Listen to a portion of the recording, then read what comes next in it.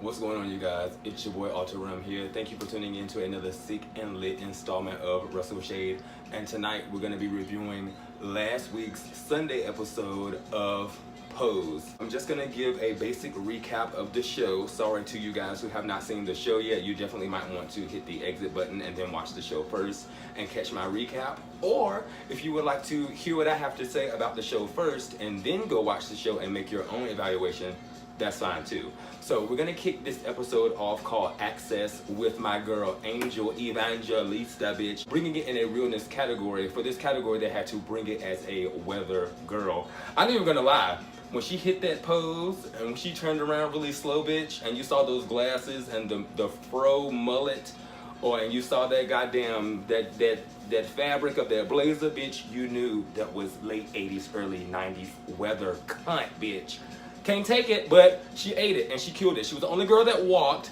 I was kind of hyped to see who else was going to storm that category, but she was the only girl that walked, so that was a win for them. And nevertheless, it still puts the House of Evangelista on the map. So that was a hot opening to this episode of Pose. So another gagger, within the first maybe 10 or 15 minutes within the show, Blanca, she's kind of at the ball, kind of giving that she's spectating, but I guess she sees the shade that Elektra Abundance is throwing her across the room with her other little house members. And so she decides not only is she going to spectate, but bitch, she's going to walk this category. And the category is none other than a legendary runway.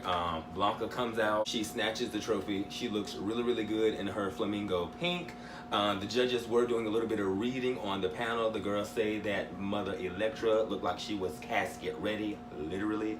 That fabric looked like it belonged inside of a casket, bitch.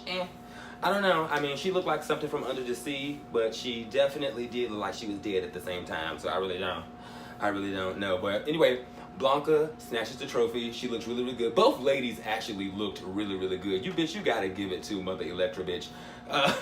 She might say her lines like a fucking robot, but she looks really good, and she kind of does exude that high class, you know, upper end type house mother deal in New York back in that era. That was a hot gagger for the intro to this episode of Pose. Angel winning her category, and then Mother coming right behind her and snatching the legendary runway category from Elektra. Honestly, not only that, she's gonna be able to get her name put in the hat for Mother of the Year, bitch. So things are actually looking good. Things are on the up and up for the house, and I hope that things continue to go good for the House of Evangelista. Okay.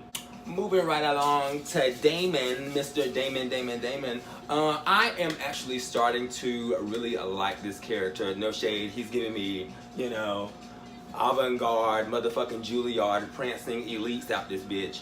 But I am starting to like his character. He gives you a really innocent type of role. They really want you to believe him, you know, so you can get into his character. He has dreams, he has aspirations of being a dancer. He just wants to be famous. He just wants to make it, bitch, to have a better life.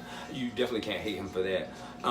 Is he a little naive, and could he be like a little clueless at times about life? Yes, and I get that from the first episode. You know, he looks like he comes from a really sheltered family.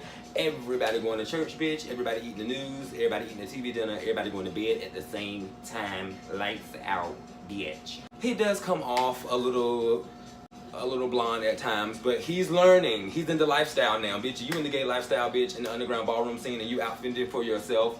Bitch, you don't really have no choice but to learn.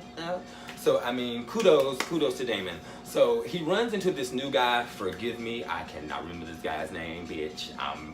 My gigabytes is shutting down. I don't know. But he meets this guy at the ball, actually. They meet on the steps. You know, they're talking, they're cutting the shit and everything. And so the guy's really blunt. He's like, straight out, bitch, you know, I like you, I'm feeling you, I think we should go on a date, you know, let me take you get a slice of pizza, blah. But no shade, Damon, being new and being fresh to everything, he doesn't really know how all this works. He really doesn't know all the schematics of, you know, dating, relationship, you know, what's supposed to happen, blah. Long story short, he accepts this young guy's invitation to go out to the pier, to the dock. They talk, he takes them to some abandoned warehouse. They try to take it there, but Damon, being the smart Juilliard that he is, bitch, he says no. I'm not gonna do this. I don't want my first time to be here. And bitch, really, honestly, truly, I really don't know what to do. And so he is a little late getting back home to Blanca or whatever. You know, she's telling him, you know, you're not gonna be disrespecting me. You gotta follow my rules. I love you. I care about you. I don't want you to get hurt. Blah, blah, blah, blah, blah. You need to protect yourself. And she's letting him know that, you know, she's made a lot of mistakes, and if she could go back and take things back, she definitely would.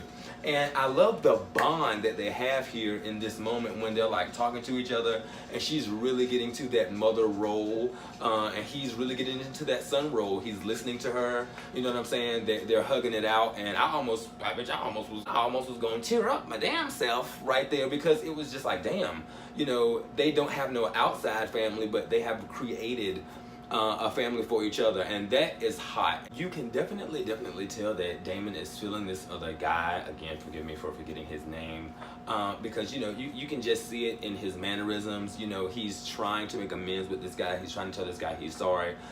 Damon actually gets invited to a date by the guy that meets him at the ball, and he actually gets invited on another type deal type situation with his dance teacher. I don't care what nobody say. I think she kind of has the hots for him on the low. We will definitely see as the show unfolds, but he decides to go with the more responsible thing and goes to the play. He goes to the recital with his dance teacher, which I commend him on. That's a one-in-a-lifetime opportunity, bitch. You know, I probably would have took that opportunity as well, versus go and get pizza with some girl you really don't even know what the fuck is going to be going on 2 weeks from now. So, you know, he takes that opportunity. He goes to the play. He absolutely loves it. Meanwhile, the guy is kind of back at the pier talking to other girls that quick. Kind of like, you know, just trying to blow Damon off and play him, acting like, you know, Damon's stuck up, or he's bougie, or he's this, or he that. Bitch, I honestly would rather be a little bougie than be at the pier all day just hanging out and having no higher aspirations. And so the guy kind of is trying to blow Damon off, but, you know, Damon being persistent, and then him being just being honest and being innocent. It's kind of hard to blow someone off like that, that's being, you know, just being genuine and being real. So Damon offers him a second try, I would say, so to speak, and, you know, offers him a date to go see another recital, to go see another dance play. And so he doesn't accept right away, but by the end of the episode, he does show up. Poor Stan. I just really don't know. That's kind of what you get when you're living that lifestyle, though. No shade, no tea. Stan, he's having issues with his wife. They're having arguments about money, bills. At one scene, the bitches is clicking and clacking on their goddamn calculator, clicking and clacking those bills together, bitch. And it ain't a payday, it's a payout. They have bills out the wazoo. Meanwhile, the wife is complaining because she's a newly mother, you know, and she's got to take care of the baby, but pretty much she don't want to wash dishes. You guys don't have a family of 10. Y'all don't have a family of 15, bitches, just 4 y'all. If that 3, and you're talking about dishes piled up everywhere. Honey, bust some studs, okay? I know y'all acting like y'all at the Ritz-Carlton and everything, but you have to bust some studs, bitch, because Stan is not faithful. So you get to bust some studs and think about what your husband is doing behind your back. Boom. So yeah, they're having arguments. Meanwhile, Stan can't get Angel out of his mind. He's riding up the scroll. He's going up the block, bitch. He done rode from Virginia all the way to D.C. looking for the girls on the scroll. He can't find Angel, bitch. He's losing his mind, bitch. And then he gets word from another girl out there who I thought was Rod Digger at first. Oh, God, look at this. Look, I'm looking for Angel. I'm a friend. I'm sure you are. She's working indoors now. Is it Rod Digger? What if I share? You mean like she got a regular job at a store or something? Oh, no, that well, no shade. She resembles Rod Digger a little bit. Shouts out. Rod Digger. My bad, I thought it was Rod Digger, but Stan goes, he rolls out to where Angel normally is. He gets word that she's uptown in a more secure setting, actually working at the sex shop. Bitch, you gotta go and buy some tokens in order to see the girls. And honestly, I really didn't think about it like that, but it is a more secure thing. I mean, you're gonna be going to hell just because you're gay anyway, okay? So you can be gay and you can eat non-GMO foods, and bitch, you can be gay and you can do yoga, but I guarantee you, if you get around a certain crew of people, you can be going to hell regardless. So, might as well do what the fuck you gotta do. She is actually working in the sex shop, but it's actually a safer environment because nobody can touch her, nobody can blow her brains out, nobody can choke her out and then rape her or no crazy shit like that. And she don't gotta worry about running no numbers on no internet or doing no back page or no crazy shit like that. So she's trying to be a solidified whore, okay? She's trying to be solidified and she's trying to be an honest woman, which she tells Stan when they have a meet and greet at the local diner. Long story short, with this scenario, she is giving Stan the ultimatum. Angel is giving Stan the ultimatum. A bitch want an apartment. A bitch want to be self-made. She wants to be an honest woman. I want a year lease. I don't want you running away and leaving me holding the bag once you get me out of your system. No, it's not like that. I swear. She wants food in her refrigerator, and she just wants to be safe, and she wants to be a honest woman. And they have a really, really good discussion towards the end of their segment. You know, Stan is clearly falling in love with this girl. He actually asked her, you know, do you believe in love? He actually asked her that at the end of the segment, and she just kind of like, you know, touches him on his face and walks away. But he done had it with that wife. and that's the magical chemistry before this whole segment. They have not had sex. They have not, you know, been intimate. You know, they haven't fooled around or anything. They're just pretty much vibing off of each other's energy. You know what I'm saying? And conversation. And so that's what's really, really interesting. And I can't lie. I did like this segment. You could really feel something. Bitch, I don't know if it was the music they were using or they had some type of magic over that scene, but bitch, you could definitely feel something during that scene between Angel and Stan at the diner. So I am happy to see where this is gonna go. At the end of the scene, bitch, you had Stan dangling the keys. At the end of the scene, bitch, you had Angel smiling from ear to ear, bitch, with that red lip. Stan, for some reason in this episode, he's in the position of having to talk and explain himself to a lot of people. He had to do it with his wife already toward the beginning of the episode.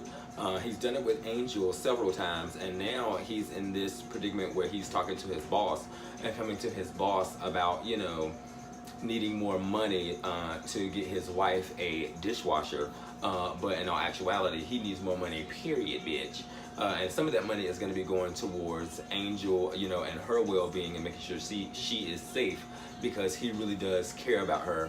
And so, meanwhile, his boss, of course, being a low-level douche, he is automatically assuming that, well, number one, he's a cornball for admitting that he thinks it's okay to cheat on your wife, and he pretty much does the same thing himself to his wife. But, you know, he wants to know the truth from Stan. He doesn't want Stan to lie to him. You know, if he gets the broad pregnant, you know, he has to come to him, and, you know, just to keep everything open lines of communication. And so Stan is just going along with it, you know, saying she's Puerto Rican or maybe even Dominican or some shit like that. But all the while, he didn't tell his boss that, you know, Angel was, you know, and that is going to blow the lid clean off the goddamn pots and pans, bitch. Whenever the episode comes, when that is revealed to the boss, you know, whenever Stan is going to be outed, I don't know. Mrs. Electra Abundance. And before I start, bitch, you know, I know a lot of people in the ballroom scene may love this character because she's fierce, you know, she's in your face, you know, she's regal, she's royale, she's the bitch, she's the shit, you know. But I don't know, I like the character, so to speak, and I love the shade and I love the reads, but for some reason it's just like Mrs. Abundance, she's just like, she gives me robot tease when she's reading, like, little girl, and you on your, it's just like, I don't know, it's kind of automated. It's not flowing like when Blanca reads, like when Blanca reads, like she reads and it flows. Like when she said they were going to be raising a fork to the Rudy Tooty Fresh and Fruity, like all of that kind of flows. I don't know. I don't know if it's her accent or, you know, if her first native language wasn't English or what. No reads, no shade here. That's just something I noticed within the first two episodes. She's like very, very meticulous with what she says, and she pronounces her words fully. It's not a bad thing. It's just something that I pick up on. And when she reads, she kind of gives like robot tease, like she's actually like downloading her read as she's reading. reading you. I do fuck with her character. Her character's got swag. You know what I'm saying? She's really, really up in your face. She don't care either. She's going for the goal just like every next bitch. But one thing about her, she wants everybody to pay homage because she is legendary, but she kind of pays nobody else no mind and thinks it's all about her. And that is kind of the problem that we face in the ballroom scene today. Well, I don't know about today in 2018, because I really haven't like vibed with any judges or really walked any balls. But I mean, back in the day when I was walking, yeah, I mean, most of the legends, you know, thank you, you're a legend, you definitely paved the way, you know, I definitely took my notes and I definitely respect you, I definitely pay homage. But when are you going to, not necessarily say pass the baton, but, you know, foster up some energy or facilitate some type of energy to give to the younger people and lead by example and not show up to the balls drunk and not just be chopping out of hate and chopping out of revenge and really giving people a chance. Like when I was walking balls, like version was like a really big thing, but you had so many whack ass coked out judges chopping the girls for walking virgin categories.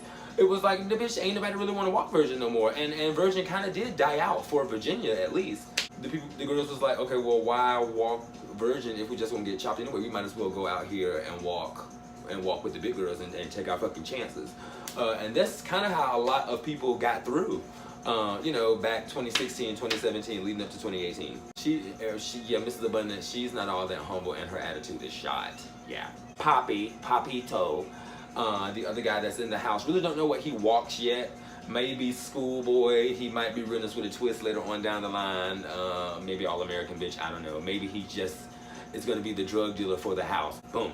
And so, you know, typical though, he, leading right into that, that's what he turns out to actually be in this episode. I don't know about down the road, but in this episode, it is clear that he is a certified dealer and he meets people at the park, bitch. And so yeah, that's what he's doing. No shade. I hope his character develops. I hope he's not going to be like one of those characters that maybe gets killed off or some shit like that around the 4th or 5th episode. Honestly, I'm hoping nobody dies in this. We're going to take a few steps back here and talk about Blanca. Because I mean, I know I talked about her a little bit in the beginning when I was going through Damon's character, but she is actually turning out to be my favorite character, so to speak, on the show. Because now in the 2nd episode, you get to get more sense of what her character is about, and bitch, and that's what I love too, because for everybody that's gay, it's not all about ballroom. I mean, there's more to being gay than just, you know, wearing wigs, doing lace front, doing makeup, you know, dancing, you know, being shady, joking, wearing high heels, you know, making a mockery. There's so many more facets to people. Shit, there's so many facets to people as individuals, bitch.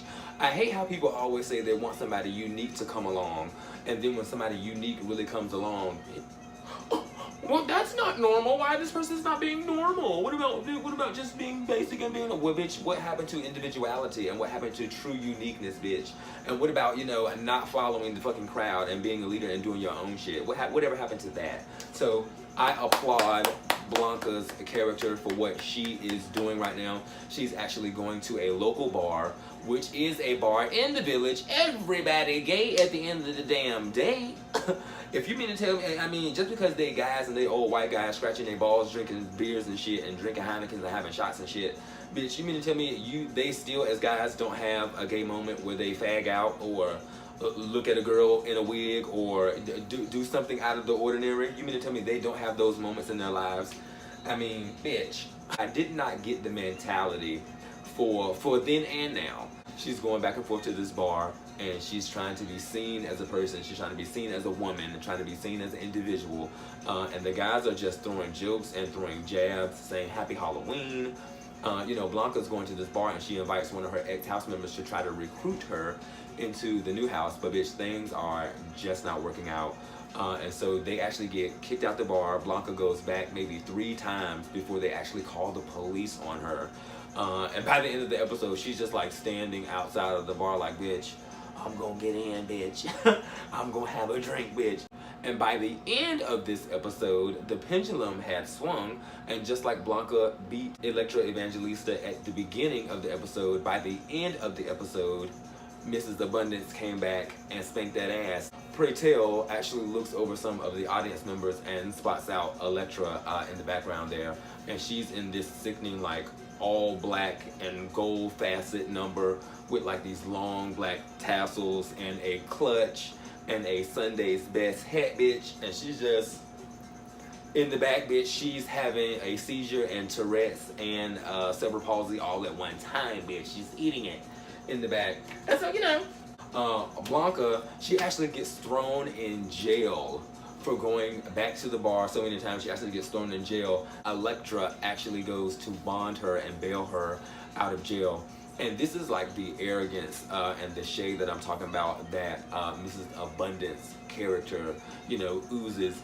You go and bail a bitch out of jail, not really out of love. There could be for love somewhere in there because y'all did have a relationship before all of this split happened. So it could be a little love sprinkled in there. But to show you how bad Mrs. Electra Abundance is, she goes and bails this bitch out of jail just so she could be there. Just so Blanca could be in that number to lose, bitch, at the next ball. She said, bitch, no, you're not gonna beat me, then not show up. Bitch, I'm gonna bail you out of jail. You're gonna get your busted ass together, and you're gonna walk this ball, bitch, and then I'm gonna beat you, and then if you want to, you could go back to jail. Shady, shady, shady, shady, shady, shady, shady, shady, shady. Boo. This show is starting to grow on me. The episodes are definitely starting to grow on me. The characters are starting to grow on me.